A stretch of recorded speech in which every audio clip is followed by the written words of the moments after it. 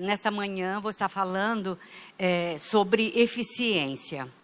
Esse é um conceito muito usado, né, pelos coaching, em empresas, mas nós podemos aplicar esse conceito em todas as áreas da nossa vida.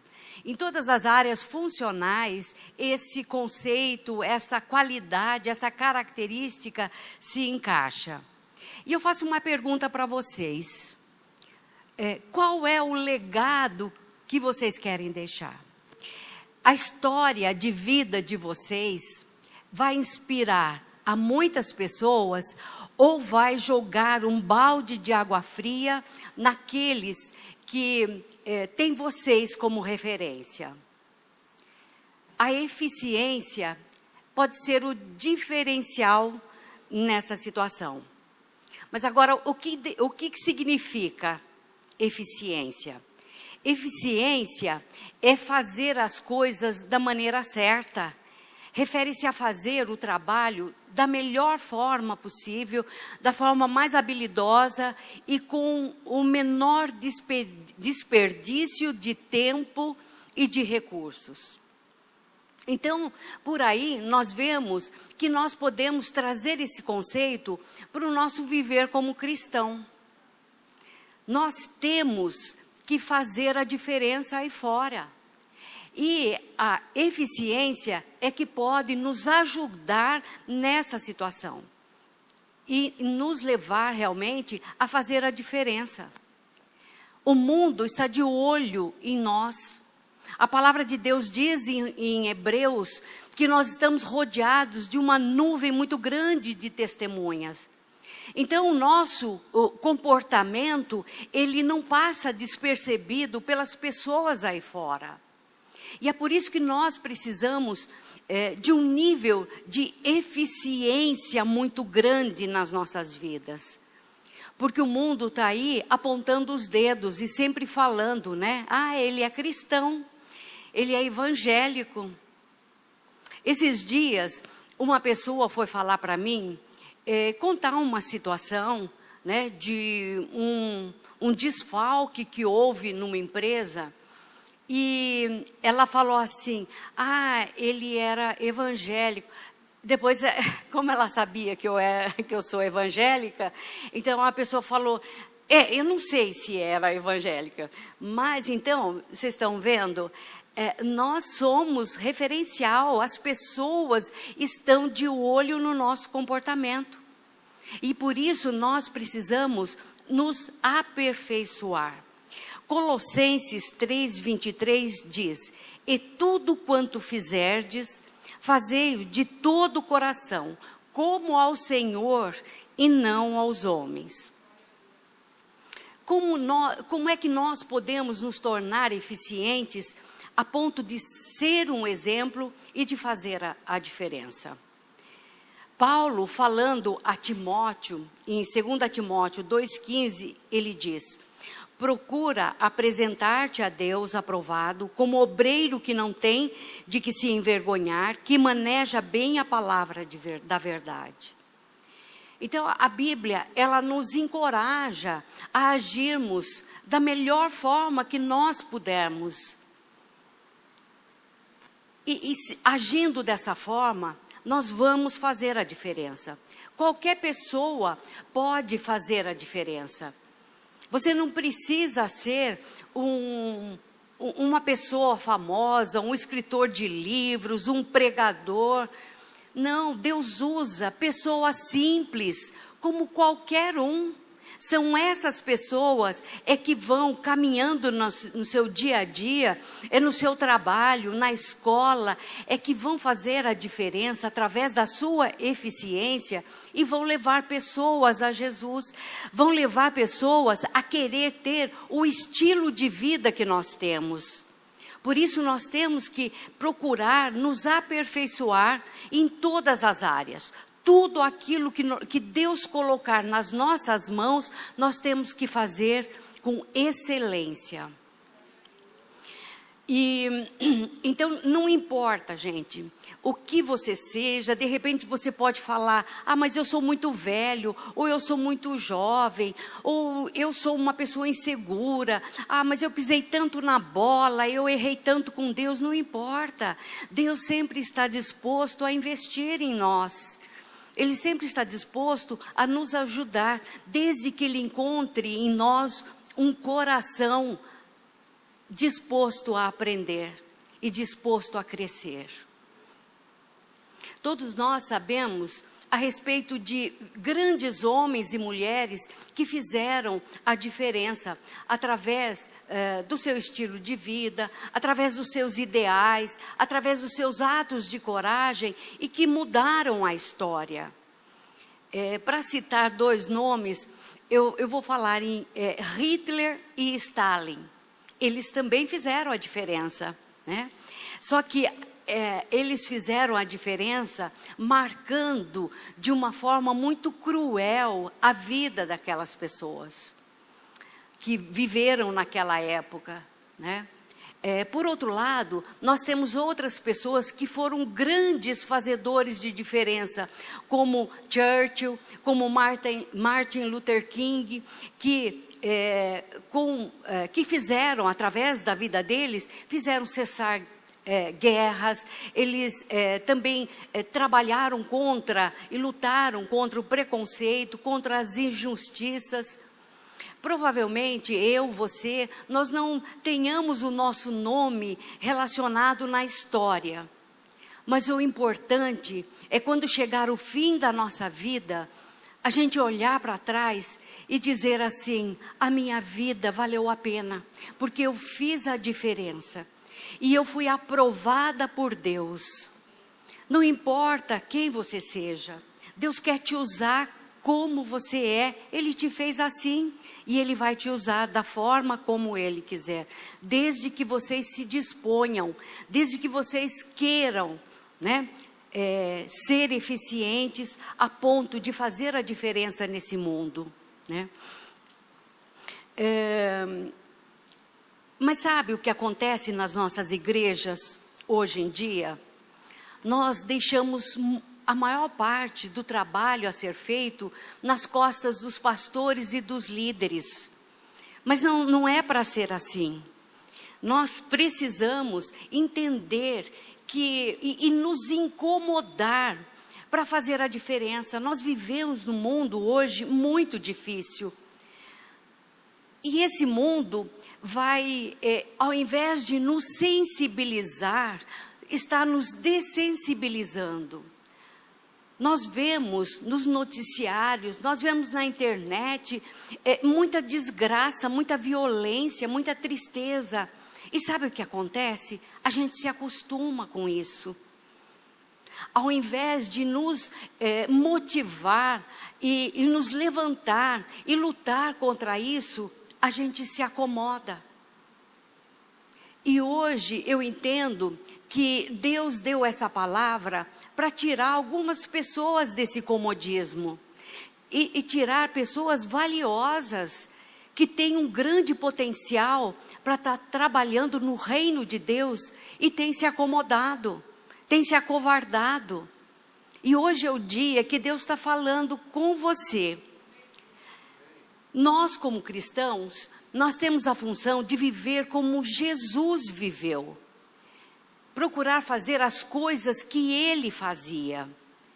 E existem muitas razões pelas quais nós devemos nos incomodar e procurar viver com eficiência para fazer a diferença. Mas eu vou citar 3 razões. A primeira delas é que o nosso mundo depende disso. A nossa vizinhança, o nosso mundo, ele se tornaria um caos se cada pessoa resolvesse viver como uma ilha. Se as pessoas resolvessem viver intocáveis pelos outros. Como seria esse mundo se não houvessem bons samaritanos, pessoas bondosas que se dispõem a ajudar os outros e que se recusam a permitir que diferenças de raça ou uma agenda muito ocupada o impeça de fazer aquilo que ele tem que fazer. Em Lucas 10, de 25 a 37, nós lemos a parábola do bom samaritano. Eu vou ler somente alguns versículos, tá? Então, no versículo 30, está em Lucas 10, 30, Jesus prosseguiu dizendo: certo homem descia de Jerusalém para Jericó e veio a cair em mãos de salteadores, os quais, depois de tudo lhe roubarem e lhe causarem muitos ferimentos, retiraram-se, deixando-o semi-morto. Casualmente, descia um sacerdote por aquele mesmo caminho e, vendo-o, passou de largo. Semelhantemente, um levita descia por aquele lugar e, vendo-o, também passou de largo. Certo samaritano, que seguia o seu caminho, passou-lhe perto e, vendo-o, compadeceu-se dele. E, chegando-se, pensou-lhe os ferimentos, aplicando-lhes óleo e vinho, e colocando-o sobre o seu próprio animal, levou-o para uma hospedaria e tratou dele. No dia seguinte, tirou 2 denários e os entregou ao hospedeiro, dizendo: cuida desse homem, e se alguma coisa gastares a mais, eu indenizarei quando voltar. Então, nós vemos 3 tipos de pessoa. E são 3 tipos de pessoa que existem no mundo, no dia a dia, que a gente encontra. Hoje, as pessoas, quando passam por alguém necessitada, ou até gritando nas ruas pedindo socorro, muita gente tem medo de parar, porque muitas pessoas maldosas, elas têm usado desse artifício para roubar. E isso tem afugentado aquelas pessoas que querem ajudar. Mas, por outro lado, existem aqueles bons samaritanos ainda hoje, que interrompem o seu caminho, que param aquilo que estavam fazendo, não importa a importância da sua atividade. Nós não sabemos o que o bom samaritano ele ia fazer, mas o que importa sabermos é que ele parou, ele interrompeu a sua viagem e foi fazer aquilo. Eu fico imaginando o que aquela pessoa que foi machucada, foi ferida, quase morreu. Vocês imaginam quando ela acorda limpinha, com curativos, quando ela acorda na hospedaria, o que será que ela pensou? Qual foi o primeiro pensamento que ela teve? Eu gostaria de saber. Ela deve se lembrar que passaram pessoas que talvez, aos nossos olhos, elas teriam uma obrigação moral de socorrer. Mas eles passaram, deram uma olhadinha, até podiam ter falado ou pensado, coitado desse homem, mas não fizeram nada.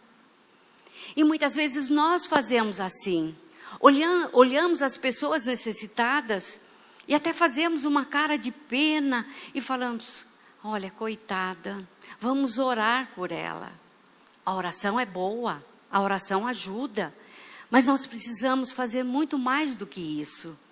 Nós precisamos fazer aquilo que o bom samaritano fez, né? Ele foi ajudar. Não importa que ele era uma pessoa estranha, que ele era um estrangeiro, mas ele foi e fez.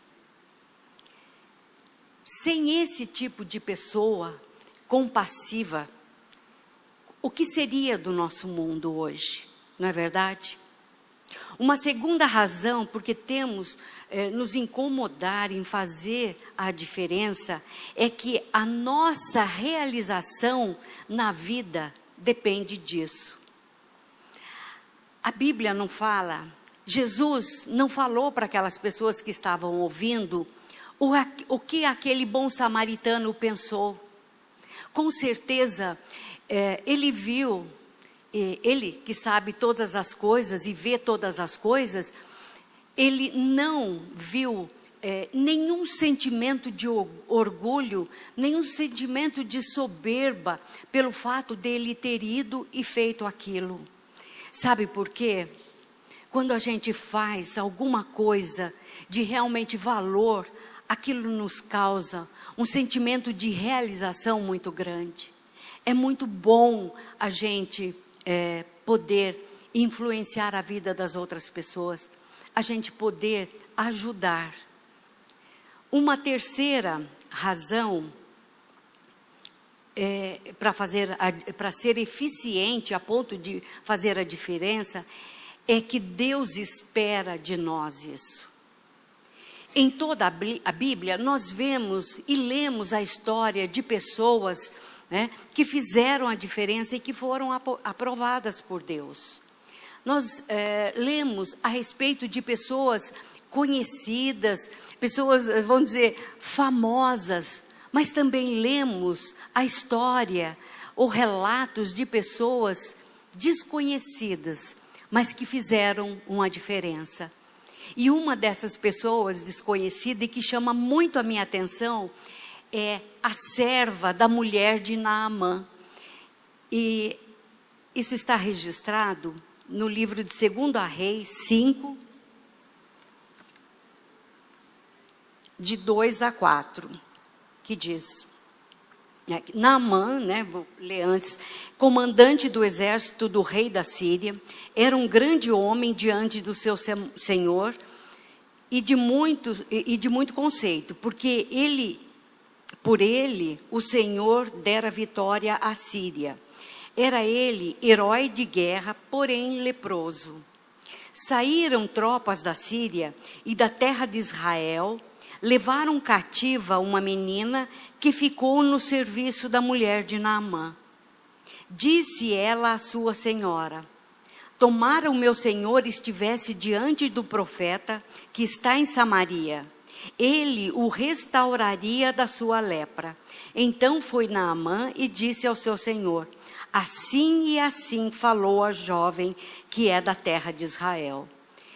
Uma simples menina, eu imagino uma adolescente, mas que teve a ousadia de chegar para a esposa desse comandante, uma pessoa famosa, e propor a solução para o grande problema de saúde dele. E nós nos encaixamos nesse segmento de pessoas desconhecidas, mas que vamos fazer a diferença na vida de outras. Mas o centro da mensagem da Bíblia foi a vinda de Jesus, o Filho de Deus. Ele viveu uma vida perfeita. Ele deu todos os exemplos. Ele nos ensinou a forma mais eficiente para que sejamos aprovados por Deus. E ele morreu na cruz para nos libertar, a mim e a vocês. Ele não fez acepção de pessoas. E ele prometeu que faria uma diferença radical na vida daquelas pessoas que aceitassem a ele como o Senhor e Salvador da sua vida. E ele mostrou para os seus discípulos e para nós também, que passamos a ser os seus discípulos, a forma correta de agir. Como devemos fazer para vivermos com uma vida de eficiência. E agora eu quero citar para vocês, depois eu vou voltar a falar ainda dos exemplos de Jesus, mas eu quero falar as marcas da eficiência na vida de um cristão. Eu poderia citar aqui regras, fórmulas, receitinhas, e é isso que muitas pessoas esperam e gostariam.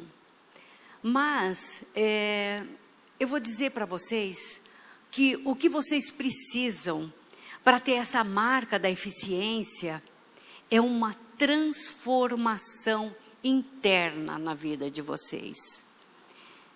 Nós precisamos uma mudança de vida verdadeira.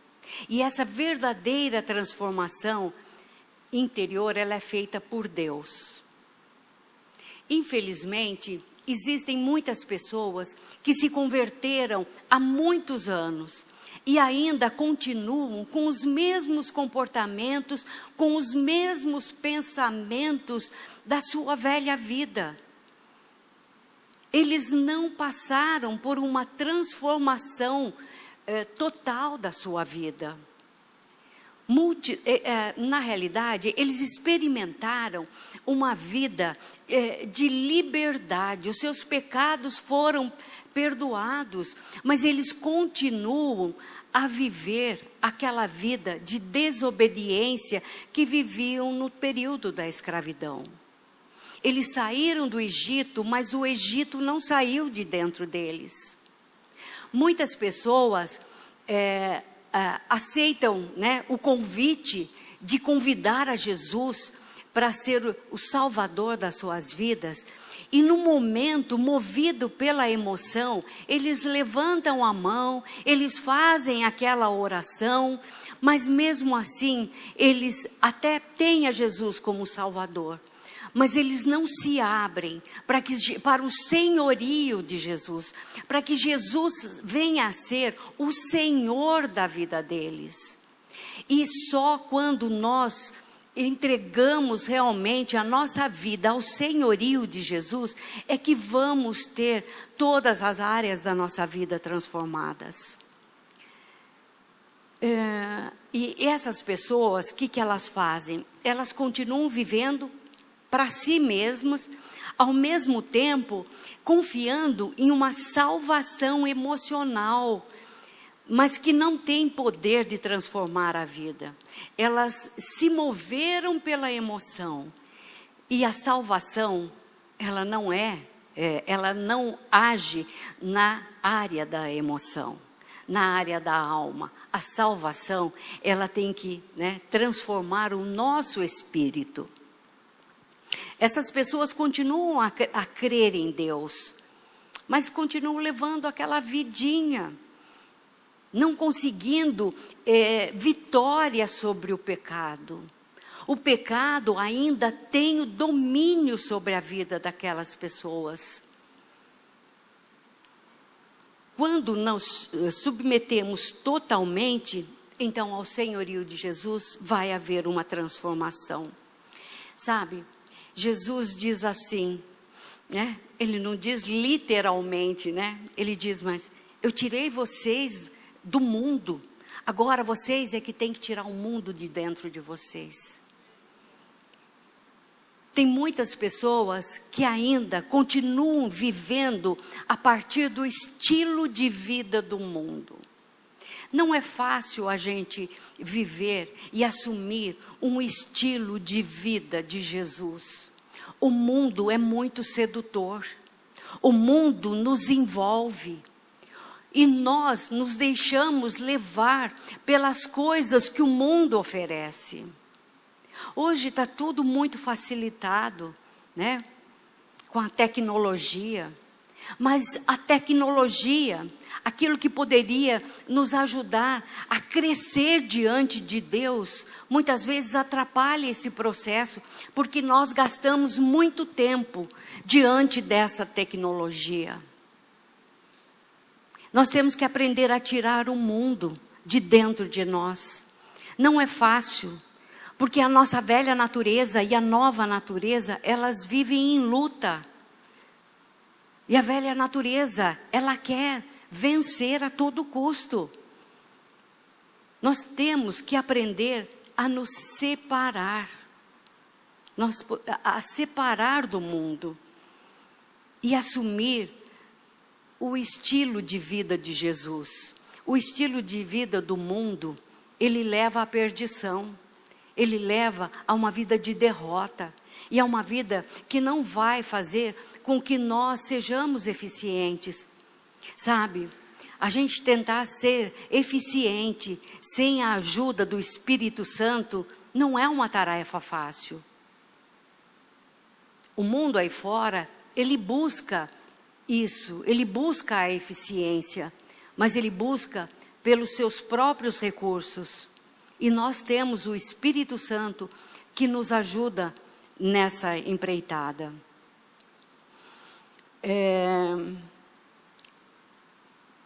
Nós devemos nos livrar das nossas sujeiras, lavando as nossas vestes. Como diz Paulo em 2 Coríntios 7:1.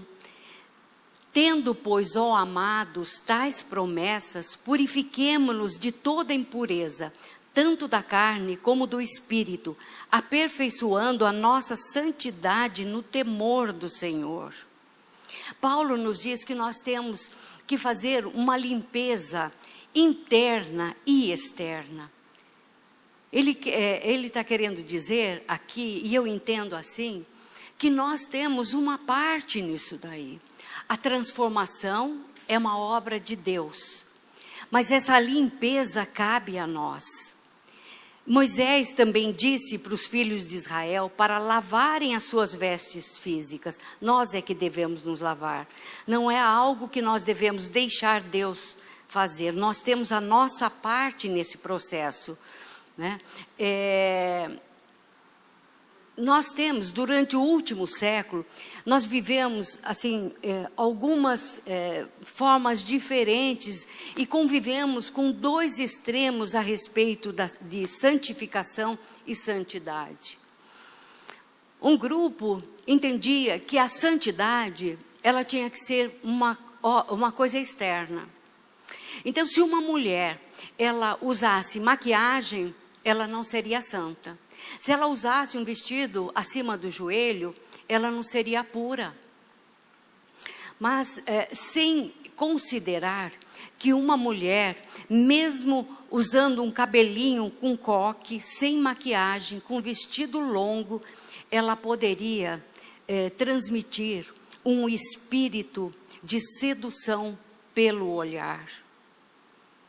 Não adianta um homem chegar e dizer, eu nunca adulterei, eu continuo com a minha mulher, eu não me divorciei, mas ele continua ainda cobiçando todas as mulheres que passam pela frente dele. Ele é viciado em pornografia. Mas quem vê a aparência daquela pessoa vai dizer, é um santo. É uma santa. A santificação e a santidade é algo interior. Nós temos que viver no mundo, mas sem deixar que o mundo nos contamine. Não é uma tarefa fácil, mas nós temos que entender que quando a gente procura viver pela aparência, isso não é santificação, isso não é santidade, isso é obra da carne, isso é um comportamento legalista. Jesus, nós temos que entender que é a nossa santificação, é aquilo que precisamos realmente para nos tornarmos santos. E o que é santo? É separado para Deus. Em 1 Coríntios 1:30 diz, mas vós sois dele, em Cristo Jesus, que é sabedoria e justiça e santificação e redenção. Então, quanto mais nós temos de Jesus nas nossas vidas, mais nós nos tornaremos santos. Outras passagens que falam sobre santificação.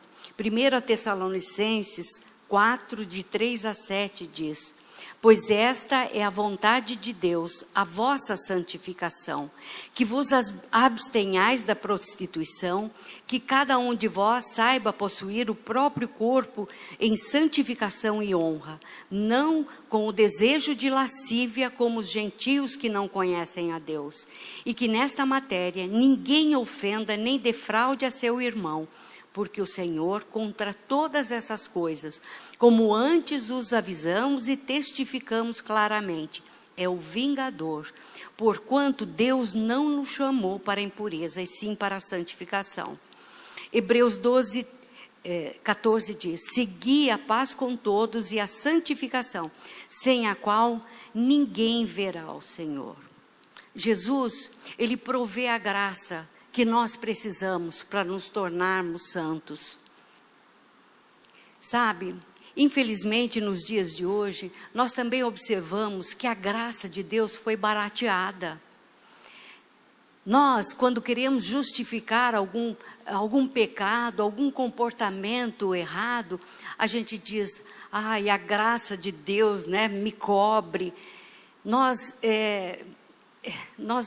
pensamos na graça somente como uma cobertura de Deus. Mas a graça é algo muito maior do que isso. É muito mais abrangente do que isso. E nós precisamos da graça de Jesus para que as nossas vidas sejam transformadas. Sabe, esse processo de santificação é muito interessante. Eu tenho procurado, sabe, estudar muito a respeito disso daí. Existe um grupo de pessoas que dizem aí fora, né, que nós não temos que fazer nada com respeito à santificação. Claro, se nós nos apropriarmos totalmente da graça do Senhor, realmente a gente não precisaria fazer nada. Mas eu entendo, quando Paulo, né, cita esses versículos, que nós temos o nosso lado. Nós temos a fazer algumas coisas. Em primeiro lugar, se nós sabemos que em determinado lugar nós vamos conversar e falar palavras torpes, nós vamos falar coisas que não vão edificar, que nós vamos falar de outras pessoas, nós vamos pecar, qual é a nossa parte nisso daí? É não ir. Se nós sabemos que determinado programa na televisão vai nos levar a pecar, vai nos levar a ter pensamentos impuros, a nossa parte na santificação é não assistir. Se nós também sabemos que o celular, ele rouba muito o nosso tempo de comunhão com Deus, nós temos que deixar, nós temos que aprender a fazer um jejum diferente, nós temos que aprender a fazer um jejum daquelas coisas que nos separam de Deus, daquelas coisas que realmente atrapalham a nossa vida com Deus. Não adianta a gente tirar a comida, tirar o café, mas continuar na internet, continuar no celular, nas redes sociais, isso não vai fazer nada. Simplesmente a nossa carne vai passar fome. Nós vamos fazer um sacrifício, mas nada vai acrescentar à nossa vida. Nós temos que aprender a fazer isso, a deixar de lado essas coisas que roubam o nosso tempo. Porque uma das coisas que vai nos levar a cada vez mais a ser aprovado por Deus e a crescer no conhecimento de Deus, é a leitura da palavra de Deus, é o nosso momento de oração, que muitas vezes a gente tem negligenciado por causa da vida corrida que nós levamos. Muitos não têm noção da dimensão, da grandeza de Deus. Nós acostumamos, porque nós é que vamos determinar o tamanho que Deus tem. É da forma como nós vemos a Ele, mas Ele é muito maior do que a gente imagina. E a gente só vai conhecer a dimensão dessa grandeza lendo a palavra. E lendo, né, que o tamanho, né, dele, porque ele pega, né, a nossa terra na mão. Ele conhece todas as estrelas de cor. Quando nós olhamos para o nosso corpo, a gente vemos as células, né, o tamanho das células e as subdivisões das células. Quando nós olhamos para a física, para a química, nós vamos ver a grandeza desse Deus, a inteligência desse Deus. Mas é através do nosso tempo, do tempo que a gente tem gastado com a leitura da palavra e o tempo que a gente tem gastado em oração, é que vão nos fazer a crescer diante de Deus. E é isso que nós temos que fazer, meus irmãos. Sabe, Deus tem falado muito comigo a questão desse conhecimento de Deus. E eu tenho buscado, sabe, irmãos, eu tenho buscado a conhecer, eu quero ter a revelação do tamanho desse Deus. E eu tenho buscado na palavra de Deus. E a cada dia eu fico mais encantada com aquilo que Deus tem mostrado. E eu desafio vocês a fazerem isso. Não existem regras, não existem receitinhas que possam fazer vocês a desenvolver um comportamento de eficiência como cristão. A receita é, olha, a palavra de Deus e tempo de oração com Deus. Vamos deixar essas coisas que estão atrapalhando, que estão atrasando as nossas vidas. E vamos nos dedicar realmente àquilo que é importante. Fazendo assim, nós vamos ser capazes de estar no mundo, mas não sermos do mundo. E também, nós vamos desenvolver o temor do Senhor. Outra coisa também que eu tenho buscado entender o que é o temor do Senhor. E quando eu falo do temor do Senhor, me vem uma imagem, né, a figura dos querubins, que está descrito lá em Isaías 6:2. Que os querubins, eles tinham 6 asas, e com 2 eles tapavam o rosto, em reverência a Deus. E com outras 2 mãos, eles cobriam os pés, em sinal de humildade. É isso também que nós devemos conhecer o que é o temor do Senhor. Porque o temor do Senhor vai nos ajudar a nos afastar do mal. Para concluir, eu quero dizer que nós somos responsáveis pelo que fazemos, por aquilo que deixamos de fazer, pela influência que nós exercemos, seja ela influência positiva, negativa. O galardão será dado de acordo com as nossas obras, com aquilo que nós fizermos. O servo fiel, ele sempre vai ser agraciado pelo seu Senhor. Mas o servo leviano, ele receberá castigo e constrangimento. E eu deixo para vocês a escolha. O que vocês querem no final da vida de vocês? Que alguém chegue, né? Seria bom, mas que Jesus chegue e diga que eu fui aprovada, que vocês foram aprovados. Vocês têm ouvido a respeito. Nós temos aprendido a respeito. Só falta a nossa decisão. E é isso que Deus quer com cada um nesta manhã. Que nós tomemos uma decisão de trazer a eficiência para todas as áreas da nossa vida. E assim nós vamos impactar esse mundo aí que precisa muito de vidas transformadas. Pessoas estão indo para o inferno a cada dia, a cada hora. Quantos jovens têm morrido? Nós temos que nos levantar. Muitas vezes não é uma palavra. Muitas vezes não é nada que a gente venha falar que vai impactar a vida da pessoa. Por isso que é importante a eficiência. É o nosso modo de viver. É o nosso estilo de vida. Eu gostaria que vocês ficassem em pé. Vamos fazer uma oração. Senhor Deus, eu quero te agradecer, Pai. Porque Tu és o nosso Deus. Tu és o Criador de todo o universo. O Criador de todas as coisas, Senhor Deus. Muito obrigado pelo Teu amor. Muito obrigado, Senhor, porque o Senhor deu o Seu Filho para que morresse no nosso lugar, Pai. E nos reconciliasse a Ti. Pai amado, nós ouvimos a Tua palavra, Senhor. E eu quero dizer, Senhor Deus, nesta manhã, que eu preciso do Senhor, Pai.